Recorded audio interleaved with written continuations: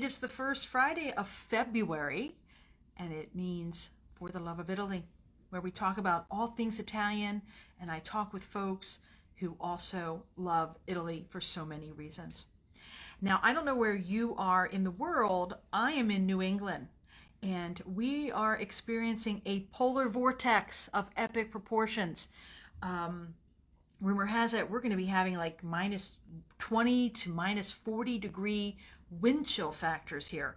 So I hope that you are staying warm and you'll enjoy this conversation that I will have with my guest in a moment. Ellen, all you need to do is ask to join the live video and I will welcome you into the space. But as we're waiting for Ellen to join us, as I mentioned, my name's Denise. And I am the digital person for Lo Schiavo Genealogica. Our agency provides Italian dual citizenship support services, as well as helping you do your Italian family tree. And you can learn more about all those services and then some by checking our link in the bio. We have a lot of connection points to our website and to other social media channels that we are on. And in a moment, Ellen will be joining us and I'll accept her into the room, but I want to give a quick introduction and also mention that our owner, Melanie Holtz, has over 2 decades experience in doing this work. And she's got a great team, by the way, too. So check out ItalyAncestry.com to learn about her, learn about our experts, and all kinds of great content, including signing up for our monthly e-newsletter and our other social media channels. So let's get to the show, shall we? Let me tell you a little bit about our guests. I love bringing people in to share our love of Italy, and I'd like to share their experiences about how they're connected to it. So now I am going to introduce Ellen Misciattelli Bernardini. She is one of the co-owners of Umbria Above. It's a service that provides access to a luxurious townhouse to stay in, as well as private and authentic experiences in the Umbria region. So I'm going to welcome Ellen into the room, and I'm going to go to have everyone here. So I'm waving to everyone who has joined us and welcome. And Ellen will be joining us in just a moment. And here she comes. Hello, Hello. ciao. Can I say Hi. ciao? Ciao. Buonasera. Buongiorno. Buongiorno. Oh, I love how you speak Italian. I got to work so hard on my Italian, but I will get there. How is it with you in where you're at? You're in Umbria right now, correct? We're in Umbria. I'm in Orvieto, in our palazzo. And yes, it's cold here too. I heard you talking about the polar vortex. We're expecting a drop in temperatures on Monday. So it's going into -Celsius. So. Oh my God, bundle up, bundle up. So in the meantime, we're going to have a little warm conversation about you and your business and your life in Italy. So first of all, welcome, Ellen. Really appreciative of you taking the time to chat with me, as well as our Instagram live in studio audience. Well, they're not in studio because we don't have one, but you know what I'm talking about. So can you tell or share a little bit about your background, who you are, as much as you care to share, and then a little bit of the connection point to Italy, because we'll take a deeper dive into that. Sure. Yes, and when I looked at I love what you guys do, by the way. I love the guests that you bring on, and it's so varied. And I think what Lo Schiavo Genealogica offers is really so important. So I just want to say, like, what you guys are doing is really important for people who want to get their citizenship and everything. And I thought a lot, you sent over the questions in advance, which was very helpful. I thought a lot about them. And I think I spent the most time on the first couple, which are what you're asking me now. Right. So I'm married to an Italian, but I'm also Italian myself. So I grew up in the United States. I had my maternal grandparents were both Italian from northern and southern Italy. And so I grew up in very much an Italian-American community. And I had a fascination for Italy from the time I was very young. From the time I learned that why we did certain things at dinners. The Italian-American culture is a very different culture from Italian culture, which I think is something that a lot of people don't realize. But I grew up very much in that Italian American culture, as well as connections to the Italian side. So we would hear from the cousins, we would exchange letters from the cousins, we would go visit the cousins. By the time I was 15, we were going to visit the cousins in Italy. And so we did still have a connection back and forth. And I was just fascinated. This is pre-internet, you have to imagine. So the only thing I knew about Italy was what my family told me and what I saw in books that we had around the house or films that I could find. And I was hungry to read and watch anything I could find. I would pore over the Adaboni cookbook. I would pore over the Time Life series, did a series of every country, a cookbook on every country. And the Italian one, I would just pore over the photographic essays in that cookbook, not just to learn how to cook, but because the photographic essays showed the countryside, showed the piazzas, showed the canals of Venice, showed, you know, the shepherds taking their sheep to pasture in Sardinia. So I was just hungry for it, and that's how I got my Italian fix as a child. So Got it. So it started young and it just grew and grew, and I can't wait for us to talk more and more about that and where that early yearning to connect with your Italian heritage has brought you to this moment in your life today. When we were preparing for the show, we talked about a lot of things, and one thing that I was very interested to hear, and I'm wondering if you'll speak to it today, is you call yourself a repat as opposed to an expat. Right. And you're the first person who's ever said that to me, and I'm just curious, why is that so? Right. For me, it's actually very important, again, because I am married to an Italian, but I felt Italian since I was a child, because from the day I was born, I had the right to Italian citizenship. Even though I didn't have my passport, I had that right, which I think a lot of your clients do have that right from the day they were born. And it just needs to be recognized. That's the term the Italian government used. We recognize with a passport your right to that Italian citizenship. And so the repat, expat, so it goes back, what is the definition of an expat? An expat means someone who's left their native land to go to another land. So think about Brits in Hong Kong in the 20th century, right? Brits were born British in Hong Kong or in China, and they were expats, even though they were born not in England, they were expats born abroad, but they repatriated sometimes back to England.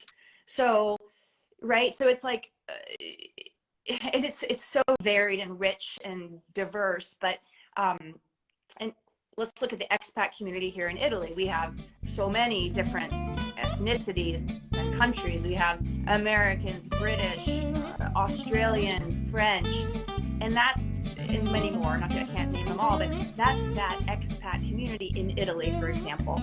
They largely speak English among themselves. They also sometimes speak Italian too, with Italians, but that's a community. Like if you look at the expat community in Florence or in Rome or in Venice, that's a very specific community. And they're usually, not always, there are some Italian Americans or Italian Australians or what have you, but they're often non-Italian origin. And so for me, instead, having that right to Italian citizenship, as many of your clients do, from the day I was born in the United States, for me, it's a repatriation. And it's a repatriation because I have family in Italy, because I grew up coming to see my cousins in Italy. And it's also about immersion. So for me, for example, the language is very important. We are 100% Italian speaking household. We only speak Italian in the household. And I'm not saying that that's the only way to do it. It really depends on the family. So I could see a repatriated or expat family. I'm trying to make sure I don't get too low on the camera scale here. I can see many very good reasons for speaking English in the household, because if the kids go to Italian schools, they're going to get Italian in the school. The English they get in the school is not great in Italy. So it's important that they get that English in the home for those expat families. But for us, it was already an Italian household. Now the kids study in the United States, so they already have that English. So we have always been, since my husband and I married, we have always been 100% Italian language household. And that's also really important for me in terms of immersion into the culture, because if you are only speaking English or mostly speaking English, there's a lot of things you're missing, like subtleties or jokes, or so it's really important to me to, in order to call myself also as a repat, as a repatriated person, I need to speak 100% Italian all the time. And so that's my distinction, if that makes sense. Makes total sense. Two things I want to share. One thing I want to share and a follow-up question, but I think I saw somewhere there's maybe 16 million U.S. citizens who might qualify for Italian dual citizenship. I saw that somewhere. So Google that, folks, to make sure. Don't call me. Don't tweet that. Just Google it. Do your research first. But there's a lot of people. My follow-up question is, when did you start to really practice the Italian language? I mean, you immersed yourself. It spoke to your heart. It was important to you. When did you start to invest the time? Because I asked that question. I'm very curious, as you were going through your journey of, what was the word you used, the Italians used to get your Italian citizenship? Recognized. When you were getting your Italian dual citizenship recognized, it's important to be part of that experience to learn the language, but I've found some people are kind of resistant or scared or nervous about it, but it's so valuable in so many ways. Can you share just a little bit about your story about when you said, you know what, this is important for me to learn that language? Right. So I grew up in an English-speaking household in the United States that was also Italian-American, but no Italian was spoken in the home. But because of my passion from an early age, I started studying Italian from books and tapes when I was 10, maybe, maximum 10. I want to say books 8, and then by 10, I started finding some tapes. Again, we're talking about the 1980s. So there was very limited, resourcing for language learning, especially as a child. My mother and my grandmother did not speak Italian because when my mother was growing up in the 1950s in New York City and New York State, there was so much discrimination against Italians that the family made a decision. We are American now. We're going to speak English in the home. You're going to speak English. So that's why my mother, who wound up living in Italy for a couple of years working, and she spoke Italian when she was in Italy, but she never spoke Italian to us. She never spoke Italian with her parents. So that's why I grew up in an English-speaking home, and that's why it was so important for me as a child who had this passion for Italy to actually also learn Italian. Now, I will tell you, I would never wish it on anyone to learn Italian on your own from a book or from tapes. It's not the way to go. The best way to learn Italian is to have a private teacher, which I eventually got in high school, and also speaking with my Italian cousins, that helped a lot too. Yes, and yes, totally having that attention one-to-one so you can practice and build confidence. I totally hear that. Yeah. I love using Duolingo, if you will, just to kind of hear it come out of your mouth and sort of get some preliminary sense of the language, but certainly up in your game to really be fluent or some degree of fluency. It's really practicing it, right? Yes. And you don't have that banter on Duolingo. Right. But I love that app. Yeah. And I remember too, I'll just add one more inspiration, that when I would come visit my Italian cousins, one of my cousins who's a little bit older than me, she's probably about 20 years older than me, 15, let's say. She said to me as she was saying goodbye to me one trip, she said, I was going back to the United States. She said, Ellen, remember you are one of us. Aww. Which like really just was so meaningful to me as this child who wanted to embrace that Italian aspect. So yeah. So that was also some fuel in the fire for me to. Yeah, that's lovely. My heart went pitter-patter when you just shared that. So thank you. Yeah. So let's talk about your first visit to Italy. Yeah. I mean, you were pretty young. What do you remember from your first days of coming to Italy to visit family? I mean, can you remember the first time you stepped Absolutely. on an Italian soil? Oh, tell us. Absolutely. I was 15. I came with my Latin club from school, but my mom had contacted everyone ahead of time. So the first time I came to Italy, I was 15 years old, which is, let me tell you, a really long time to wait as a kid who from the age of 8 was totally impassioned about Italy. And so I was like beyond myself excited. And I remember every moment. I remember visiting Siena. We did Florence, Siena, Rome, the ruins near Naples. So not just Herculaneum and Pompeii, but down south. And now I remember, it's a stage fright. I'm forgetting the name of the Cune, where the Sibyl was, the prophet. We went there, and we went to Capri. And it was just amazing. Like everything is nitido, they say in Italian, nitido, clear in my memory. I remember the day before we left to go back to the United States, and it was springtime because it was spring break for the high school, so we went during springtime. And I remember I was with my Italian cousins because I got an exception every now and then to leave the school group and go visit my Italian cousins. And they said something like, oh yeah, well, you're going back to the United States tomorrow. And I have to, like, I remember so clearly, like, we were in Rome. There were these beautiful trees above us, umbrella pines. The birds were singing madly. The sky was blue. It was the beginning of spring. And I remember with spring, you have this sensation of beginnings, right? Everything's starting over, starting new, bursting forth, blooming.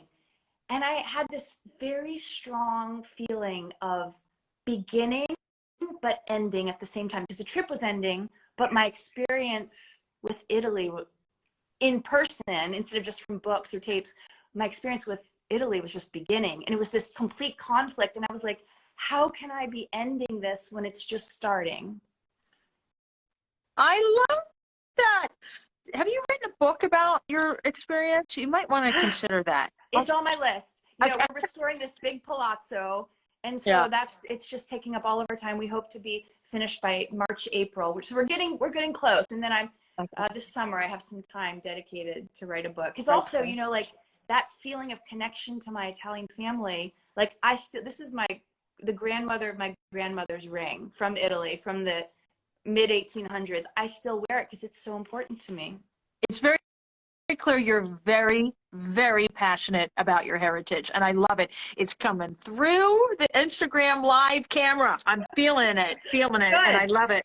Good. So, I mean, it's pretty obvious why you decided to live there full time. You got married and so forth and so on, but that is a big deal to make a decision to live in another country. Can you talk about a little bit what prompted you to continue your, dare I say, love affair with Italy by moving there and making a permanent life there? Yeah, so, one might ask, if I were so passionate about Italy, why didn't I just move when I was 18 or 20 or 22? And I didn't do it till I was after 40, after I was 40. I had certain career choices that prohibited me from, like, even during college, I was like, I want to spend a year in Italy. With the program I was doing at college in the time, it would have been impossible because the highest quality program in the world for what I wanted to do was in the United States. And so I could have abandoned that and maybe said, well, I'll have a medium level career, or I don't know. It just never worked out. And then of course, I think, getting back to something you said a little earlier, sometimes people are afraid to take certain steps, whether it's the English or the citizenship or a move. And I remember saying to one of my cousins, probably when I was 30, I said, I really still think about moving to Italy. And he said to me, Ellen, stay where you are, which, and that brings up just the fact that I know we might chat about this later today, but like Italy is not a paradise. There are problems in Italy. It's not like no place is perfect. The United States is not perfect. Italy is not perfect. Every place has its challenges. And so when he said that to me, he was probably thinking about all the problems that Italy was having. And, it was also around the time of the economic crisis. So in Italy, 2008, also in the United States, but it did hit Italy very hard as well. And so I decided, okay, well, he knows better than I because he lives here. And so I just stay in the United States. And I did. And then finally, my mom, it just so happened, the circumstances came together that my mom and I, who we together had always talked about buying a house together in Italy for years, from the time, I think from the time I graduated college, when we took a trip together to Italy. And by the way, I had been going to Italy every year in all this time. So I guess this was about 8 years ago or so. And so after I was 40, and I've been going to Italy absolutely once a year, maybe 3 times a year, to visit cousins and do some business also. The circumstances came together. My mother and I bought a house in Italy, which we had always dreamed about doing. And we did not buy it near the cousins, just for a bunch of reasons, but we bought it halfway. Instead of northern Italy or southern Italy, we bought it in central Italy.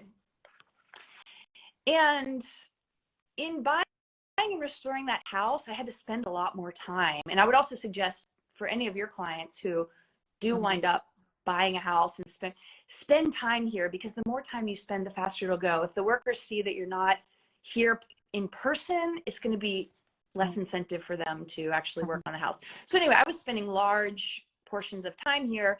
And when we finally finished the house, it just seemed that jump off point to actually living in Italy just made that seem so much easier, is all I can say. That it, little baby steps, and that's really how it happens. When did you get your dual citizenship? After we bought the Already? house. Okay. But we had started it. So another thing I wouldn't wish on anyone, getting your dual citizenship on your own, which is how we did it. I think the services you all offer are the way to go. Absolutely. Because it took us a really long time. We started in like 2022 when I was under 30, and it was after I was 40 that I got my passport. Right. But also it was so difficult. And then when I had a full-time job, I was working 13 hours a day at the computer. I didn't have time to stay on top of it. So I think with the services you all use, someone's working that for you. And so I actually got my passport in hand after I had bought the house and moved to Italy. Gotcha. Yeah, to your point, yes, there's 2 kind of ways to go about it. This is not my lane of expertise. So if y'all have any questions, Melanie, our owner, can field those questions, and she does so through free discovery calls. But there's the long track, right, of either doing it yourself or doing it stateside, because it takes a long, long time for a variety of reasons, like years. Yeah. Or you can fast track it, and that's on site. So you have to live there, and it's about roughly a year's time you have to live in that jurisdiction as you're pursuing your dual citizenship. And there's tons of information that I'm missing. But again, I would encourage folks, if you're even curious, just set up that free discovery call with Melanie. She's going to tell you what she knows and give you really great information. So you touched on this a little bit, so I want to take a little deeper dive. What were some of the big surprises, maybe challenges, whether like, woohoo, I'm glad I'm here, all the things, those surprises that you experienced once you set up house and lived in and started living in Italy? I mean, so many. I think we probably need 3 more hours, but so many. I mean, one I touched on earlier, that Italian culture is so different from Italian American culture.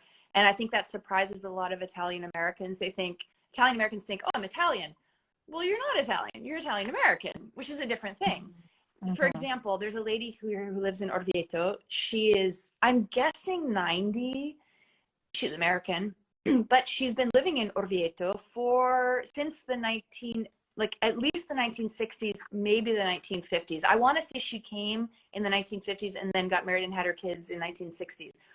But it was before my husband's mother came to Orvieto. And my husband's mother feels Orvietana. She feels very, very Orvietan. But this American lady came here before my mother-in-law. which is a whole long story. And by the way, she's written a book. It's in English. It's on Amazon. It's an amazing adventure. Everyone should read it. But it explains why she was not originally from Orvieto. But anyway, getting back to this American lady who's probably 90 now. She married an Italian. She had 2 kids. They all speak Italian, English. She will always be the American, and she's 90 years old. So just to say, Italian American and Italian are just such different cultures. I think that's one. The other one is the economy. I would say even 15 years ago, Italy had an incredibly strong economy. I think it was literally 5th in the world, and it's slipped a bit. I mean, it still has its strengths, but it's definitely slipped a bit. And even if you look at the salaries of what people make here, very low compared to the United States, which is something I was very surprised by. Now, of course, it depends on whether you're talking about Milan. Like you can't compare Milano to the tip of Puglia. But even in Milan, the salaries, it's not like the United States. So I think people are sometimes surprised to know that Italy isn't pro-business. I've definitely seen people, whether they're what's the term, working remotely, I've seen them be very surprised that Italy's not pro-business, and I was surprised too when I first learned that. I think it's also interesting, something that surprised me is that there's still very much in place a class system in Italy, even though the aristocracy was officially made illegal and irrelevant after World War II. It still exists. And it's still very much felt, no matter how many, there's the educated people, the lower socio-income people, the nobles, the poor people. There's all these categories. They overlap sometimes. You can have, you can have mixes of those things. But everybody knows, especially within a town, what your family's background is and was, and yeah, so I think that's much more felt in Italy than in the United States. Also, World War II, the memories of World War II, we have to keep in mind, are still very vivid for people here today, whereas in the United States, it would be only soldiers or nurses who would have any memory. And so it's very vivid. And, we still run across bombs. Like a few months ago, they had to evacuate an entire suburb of our town because in cleaning the river, they uncovered a World War II bomb. And this is not unusual. So there are things that you just kind of surprise you. But, I think there's so many things that surprised me about Italy that it would take another call to go over. Maybe we'll just have you back. I mean, I just learned so much. I mean, I'm a visitor of Italy, and so of course it's just like a sliver if I get it, but so that is super, super helpful. So I guess then I think the next question to that is, what kind of advice would you share with folks who are pursuing a life of living in Italy and using or having dual citizenship be part of that pursuit? Things like, I think we talked a little bit about healthcare stuff. You already mentioned a little bit about spending some time there, which is key. Little side story to that. I was talking to a professional colleague who revealed, oh yeah, I'm getting my Italian dual citizenship. So is my husband. I'm like, what? I didn't know that. And she said, yeah, we're investing in it. I said, oh, have you been to Italy? And she's like, no, we've never been there. Wow. And I said, oh, but we're going this spring. I said, oh, great. Where are you going? She goes, oh, we're going to go to Rome. And I said, oh, is that where you're establishing? And she said, well, no. Is what you and I spoke about. Yeah. And when I talked with Melanie about the on-site program, but I'm like, okay, so at least they're taking a step to go to the country, and they'll have a 2-week little taste of it. Yeah. But I said to her, it's important. What are your goals? Why are you getting dual citizenship? Are you planning to live there? Are you planning to travel? That's a really key thing in our work and in my work in learning to understand what Lo Schiavo does for our clients, is understanding what the intention is. Because if you've never been there and then you have to live there because you're doing the fast track 1 year, you have to have a passion and a dedication to it because of some of these things that we're talking Yeah. about today, but it can be magical. So really, that's also another thing is Yeah. that perspective of intentionality of when you're spending time to get to know your new country that you're going to live in. So Right. what kind of advice can you share with folks that are going on that journey? Yeah. And I do get this question a lot. And I'm not going to go down the route of like, what are the advantages of Italian citizenship? Because that's like probably on your website. But of course, there is the advantage of not moving to Italy, but moving anywhere in Europe. So that's, you know, so that it could be they were thinking about that too. But the first thing I always think of when people ask this question is your intention, what is your intention? Are you intending, and maybe you don't know your intention until you consider it, because I always have 4 things I cover with people. Is your intention to spend more than 6 months a year in Italy? Because if your intention is to spend less than 6 months a year in Italy, so my primary residence is going to be in Texas, and I'm going to spend less than 6 months a year in Italy, and the rest either in Texas or whatever, or Florida, or, you know, whatever it is, because every state has its own rules about how you can maintain residency. I'm definitely not going down that road right now. But if you spend less than 6 months a year in Italy, that means that you can maintain all your main services in the United States or whatever your home country is, such as your taxes, your health care, your driver's license.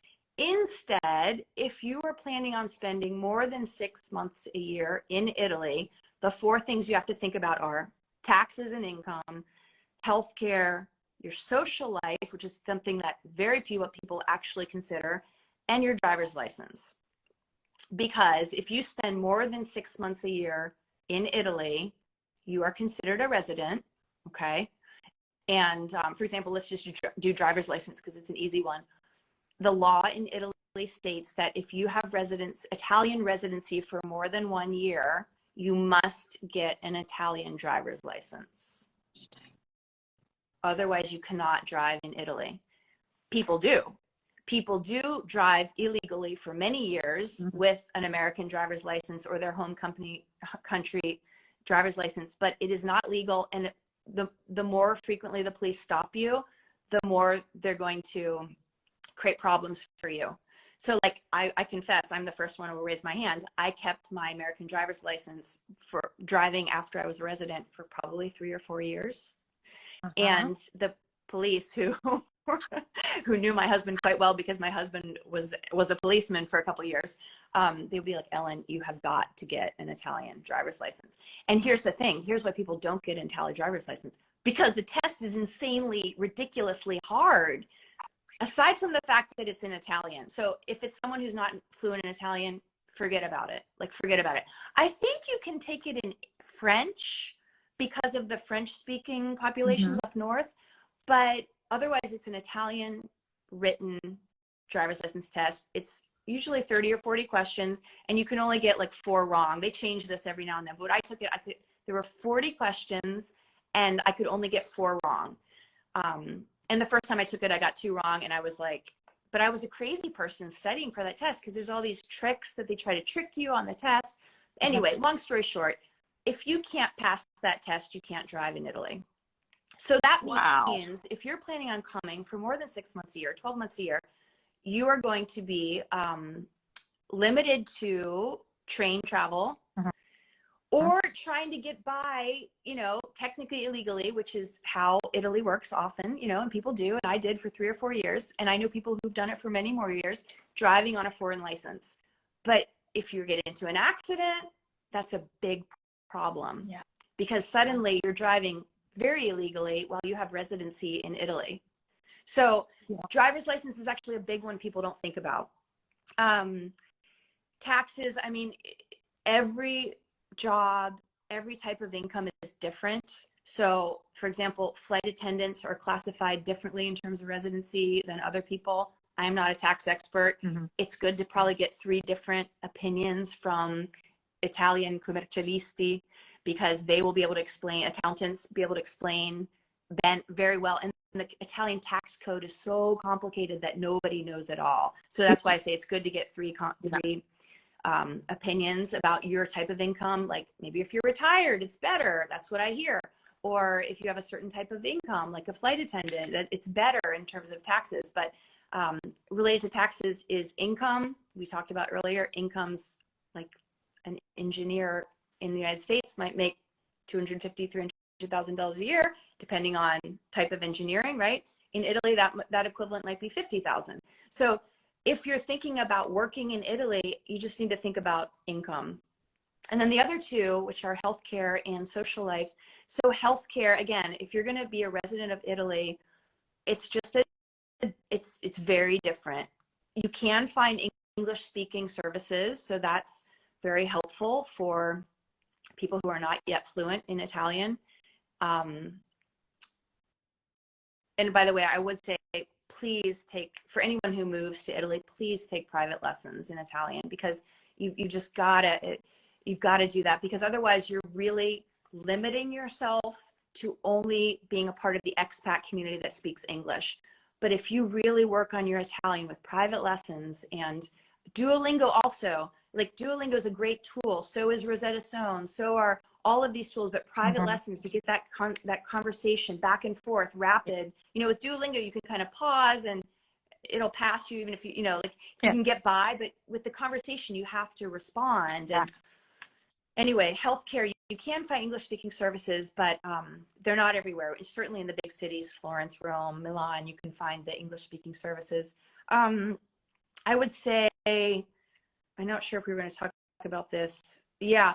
So you can get, because you and I also talked about what are, with the challenges, what are some of the solutions. With the healthcare, sometimes you have to wait a long time. It's free. And I think a lot of people think, oh, great, it's free. Well, it's free if you don't mind waiting. And I have seen really sad situations where people have waited a year for a hip transplant, or, 10 days for a shoulder surgery, and they were in excruciating pain for 10 days. It's free if you don't mind waiting.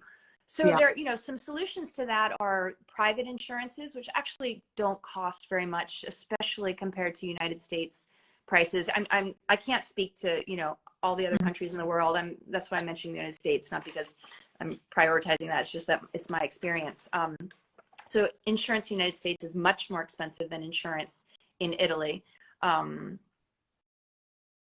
I will say certain things that you pay for privately using your insurance, or even not using your insurance, cost much less than they cost in the United States. So I had an MRI, an elective MRI a couple of years ago. And I think in the United States, that would probably cost, I don't know, $10,000 or something without insurance. In Italy, we paid $250 euros. So, there are benefits to healthcare in Italy, but it's not easy. It is not easy, and it's not a paradise. And I think people think, oh, healthcare is free. Yes, but it's a yes, but. The caveat is, it's free, but it's not an easy thing to navigate. It's not an easy thing to navigate, exactly. And then the last thing I always mention to people as they're thinking about becoming full-time residents, or even any day over 6 months, because Italy will consider you a resident, is social life. And again, that is related to the language, and it's related to like, what is your social circle going to be? Are you going to have a social? So first thing, most people need a social circle for their mental health, for their emotional well-being. Most people need some kind of social, even introverts need some kind of social social engagement. You can't just be holed up alone in a little country house for 6 months by yourself. Most people can't. Some people can. Most people can't. Even the introverts need some kind of social stimulation. And so I think that's something you need to think about. Like, what is my social circle going to be? I will never speak language. I'll never speak languages. I'm not good at languages. I'm only going to speak English. Okay, that's fine. Find that social circle. In Florence, in Rome, in Milan, there are a lot of expat groups that get together and speak in English, and that's great. Or if you're determined to be, and that's awesome, determined to be immersed in the Italian social life and community and society, by society I don't mean high society, I just mean like social life. I think that's something to be aware of too. Like, take 3 lessons of Italian a week, so you can really get to that level where you can start making friends. And you will make friends. You will make friends if you're open, because your neighbors will often become your friends. And the baker, and maybe if you do some volunteering in the school with your English, the teachers will become your friends. So, but it's something to think about. And I have seen situations where people unfortunately didn't think about it, became isolated, and then wound up hightailing it home. Yeah, yeah. I was going to speak to that. So I have friends who retire to Paris, and so they live there full time. And when I was there to visit them, the gal shared with me that it was a struggle. I mean, they had a certain degree of command of the language. They could speak French, so they had that going for them. But culturally, it was hard to build a social network because, one, they're shy. Yeah. And such, and because of the way it was set up, it's not like their experience in Oregon, where is how I knew them, where you could get more socially plugged in, whether it's politically, socially, or whatever. Yeah. But it was really hard for Yeah. them to make friends, like close friends. So they were like so thrilled to have, me and another friend come visit with them, because they had that intimate connection as friends, and they were having some struggles trying to set that up in Paris. That's also true. We talked a little bit about that sense of isolation when people are in Italy, let's say, doing the on-site citizenship process. And I think it's safe to say at least a year, expect that. And it's very limited when you can leave during that, but really, for all intents and purposes, it's better stick around, don't go far. But that sense of isolation could be very overwhelming. Yeah. And people have, I've talked to other people where they're like, I just can't do that because it just was so isolating. And again, back to my earlier point, the more intentionality, and your point as well, the more intentionality you put into the experience, I think the more successful and enjoyable it'll be. So, a little shift of gears. We're going to talk about Umbria Above. Yeah. What is that place? It's pretty special. Check out the website, folks. So Umbria Above, my husband and I started just before COVID, the pandemic started. So it's been a little slower to take off than expected. But the great thing about that is that we've had a lot of time to actually expand the original plan. So at the beginning, it was just the house that I had bought with my mom many years ago, which is a beautiful, also luxurious village townhouse on 4 different levels in a tiny medieval village, which is completely undiscovered by tourism, which makes it magical. And the idea was, and still is, and we bring guests, usually English speaking guests, because they like that level of comfort that they have with me being a native English speaker, but also the fact that I am fluent in Italian and my husband is native to the area, so he knows everybody, and any problem anybody ever has, we resolve like that, because he knows, oh, we call that one. Oh no, he's on vacation. Oh no, we'll call that one. So it's very easy for people to come to us, so that they come and they stay in these beautiful lodgings, and also experience all there is to experience as an Italian would. So our family, meaning my husband's family, we have a private white truffle reserve forest where we go hunting with the truffle hunters and their dogs. We make our own DOP olive oil, which is the highest quality Italian government certified olive oil. It's tested to have all the right quantities of acids and polyphenols. And so we've won prizes in Berlin and London. That's like, I mentioned that because they immerse themselves. They can taste the olive oil. They can come to the olive press with us. They can come to the olive grove. So they can experience what it is. We take them on walks that a lot of tourists would never be able to find on their own. So we really immerse them in the dream that people have about what is Italy.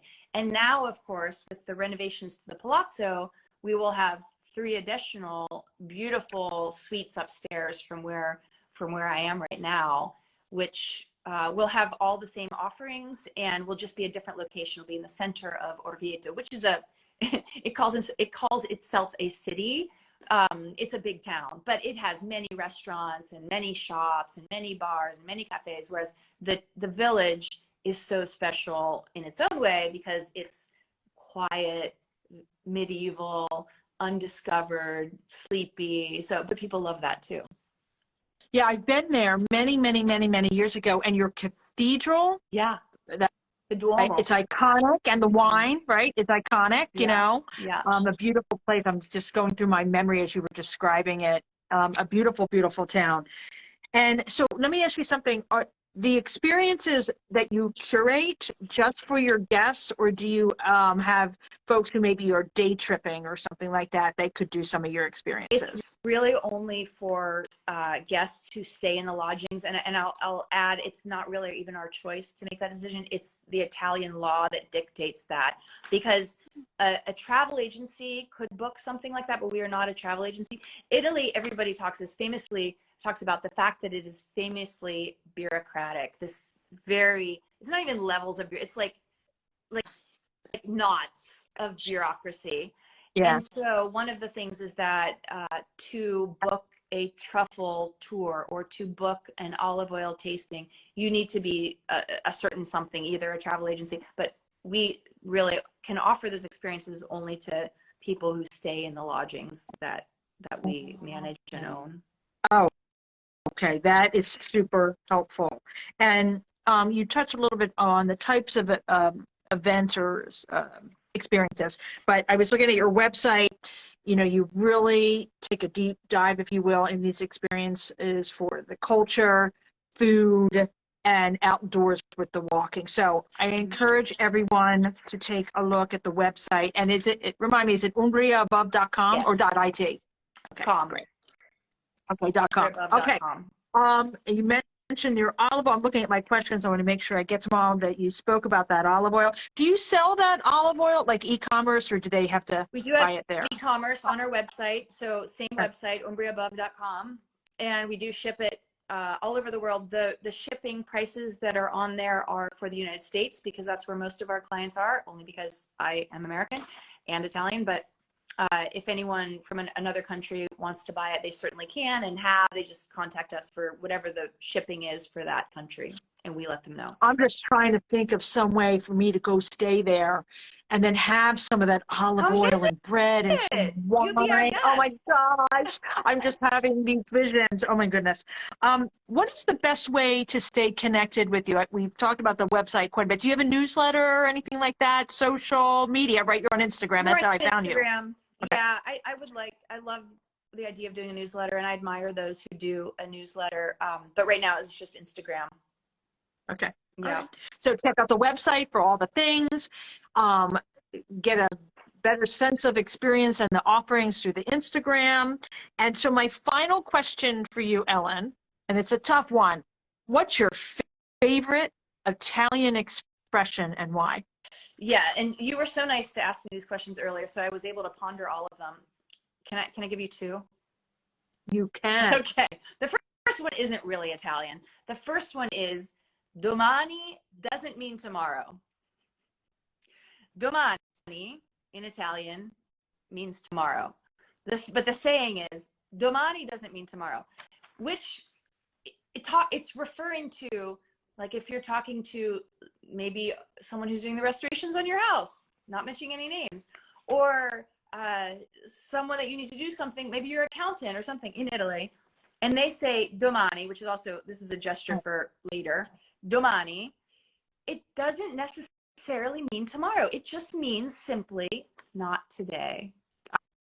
I love domani, it. I love it. And so we joke about that, especially I have some American friends, very dear American friends, and they I don't know who coined that phrase. It wasn't me. I think it may have been them, if it doesn't already exist. But domani doesn't mean tomorrow. No. It means not today. Just have some wine and we'll think about it maybe tomorrow or next week. That's so Italian. Yeah. The other one is batti il ferro finché è caldo, which means there's the exact equivalent in English, which doesn't always happen, that there's an exact equivalent. Hit the iron while the iron is hot. No, what is it in English?